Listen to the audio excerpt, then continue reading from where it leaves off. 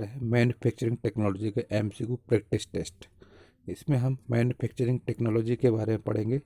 इसमें MCQ test की practice करेंगे। क्वेश्चन नंबर 1 है इसमें मैन्युफैक्चरिंग टेक्नोलॉजी का पहला क्वेश्चन है, if the helix angle of the drill is made 30 degree then the torque required to drive the drill at the given feed will be more. यदि drill का helix कोण 30 degree बनाया जाता है तो दिए गए फीड पर ड्रिल को चलाने के लिए आवश्यक टार्क अधिक कब होगा? इसका आंसर हो जाएगा लेस देन। अगर हम ड्रिल का हेलिक्स कोण 30 डिग्री से कम बनाएं, लेस देन 30 डिग्री, तो दिए गए फीड पर ड्रिल को चलाने के लिए आवश्यक टार्क अधिक होगा। तो इसमें आ जाएगा लेस देन, आ जाएगा करेक्ट आंसर। तो आ जाएगा क्वेश्चन का आंसर बन जाएगा, if the helix angle of the drill is made less than 30 degree then the torque required to drive the drill at a given feed will be more. Next question है, in a plain milling cutter the portion of the gas adjacent to the cutting edge on which the chip impinges is called। एक plane milling cutter में cutting edge से सटे हुए gas का वह भाग जिस पर चिप लगती है उसको क्या कहते हैं? उसका आंसर हो जाएगा फेस। उसको फेस कहा जाता है। In a plain milling cutter, the portion of the gas adjacent to the cutting edge on which the chip emerges is called face। एक प्लेन मिलिंग कटर में कटिंग एज से सटे हुए गैस का वह भाग जिस पर चिप लगती है उसे फेस कहा जाता है। अगला क्वेश्चन है, a drill considered as a cutting tool having zero rake is known as। शून्य रैंक वाले कटिंग टूल के रूप में मानी जाने वाली ड्रिल को किसके रूप में जाना जाता है? आंसर हो जाएगा स्ट्रेट फ्लूटेड ड्रिल के नाम से। A drill considered as a cutting tool having zero rake is known as straight fluted drill. शून्य रैंक वाले कटिंग टूल के रूप में मानी जाने वाली ड्रिल को स्ट्रेट फ्लूट ड्रिल के रूप में जाना जाता है।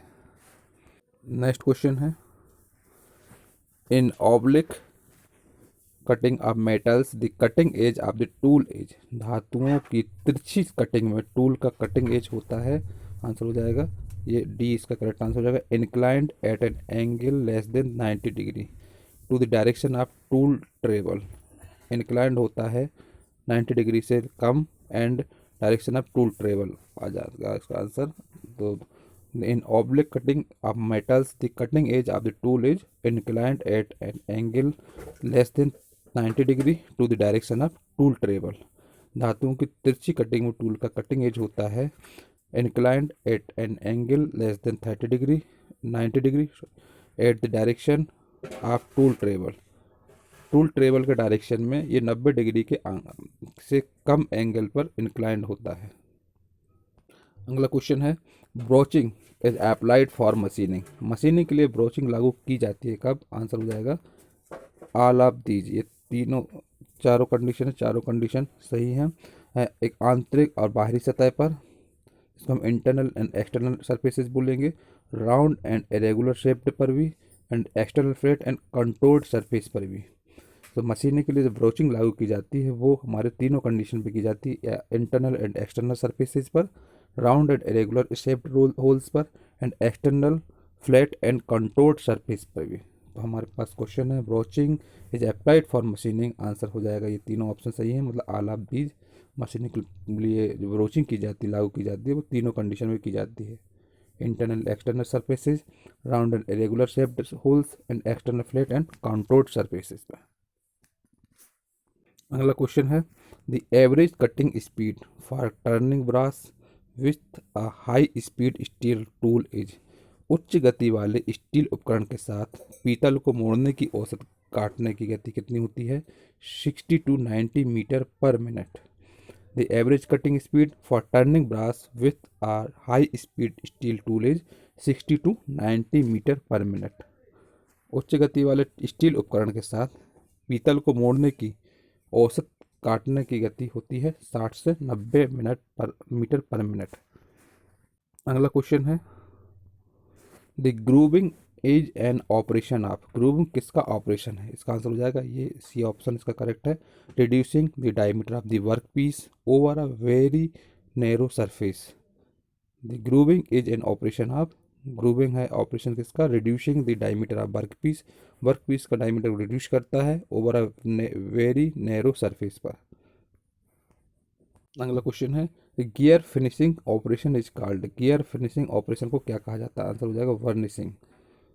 गियर की जो फिनिशिंग का ऑपरेशन किया जाता है उसको हम वर्निशिंग बोलते हैं।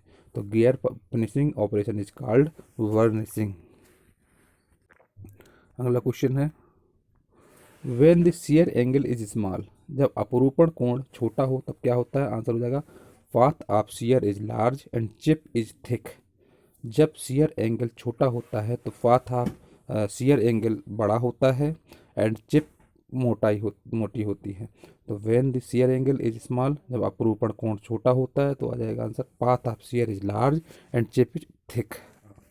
अगला क्वेश्चन है an important geometrical quantity in the cutting of metals which can be used as criterion for machinability of metals is, धातुओं की कटाई में एक महत्वपूर्ण ज्यामितीय मात्रा जिसका उपयोग धातुओं की मशीनीयता के लिए एक मानदंड के रूप में किया जाता है उसको हम बोलते हैं शियर एंगल, आंसर हो जाएगा शियर एंगल। तो an important geometrical quantity in the cutting of metals which can be used as criterion for machinability of metals is, धातुओं की कटाई में एक महत्वपूर्ण ज्यामितीय मात्रा जिसका उपयोग धातुओं की मशीनीयता के लिए एक मानदंड के रूप में किया जाता है उसको हम शियर एंगल कहते हैं, आंसर हो जाएगा शियर एंगल।